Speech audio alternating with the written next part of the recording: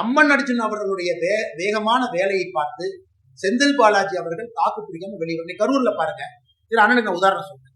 இன்னைக்கு கரூர்ல செந்தில் பாலாஜிக்கு மாற்று வேட்பாளர் யாருக்கு?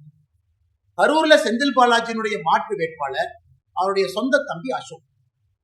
இன்னைக்கு அசோக் சைலண்டா நாமினேஷன் ஃபார்மையும் கொடுத்துட்டு இடி 1.5 வருஷமா தேடிச்சு.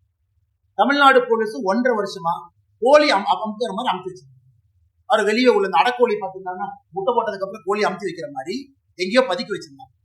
இன்னைக்கு அவங்களுக்கு அந்த பெயில் கிடைத்த பிறகு செந்தில் பாலாஜியினுடைய சகோதரர் திரு அசோக் கரூர் திராவிட முன்னேற்ற கழகத்தினுடைய வேட்பாளரோடு போறார். ஆனா எங்கேயாவது செந்தில் பாலாஜி சொன்னாரா என்னுடைய சகோதரர் அசோக் டம்மி கேண்டிடேட் நீங்க சொன்னாரா? அதனால எனக்கு நாளை நான் கரூரை பார்த்துக்கிட்டு இருக்கேன். ஸோ அபிஷியல் டிஎம்கே கேண்டிடேட்டுடைய வேட்பு மனு நிராகரிக்கப்படுதான்னு நான் பார்த்துக்கிட்டேன். வேணும்னே ஒரு ஃபால்ட்டி டாக்குமெண்ட்டை கொடுத்து நிராகரிக்கப்பட வச்சுட்டு வேற வழி இல்லை, டம்மி வேட்பாளர் அசோக் தான், அவரு தான் உதயசூரியனை போட்டிடுவாருங்கிற டிராமாவும் கரூர் நடக்கிறதுக்கு வாய்ப்பு இருக்கு.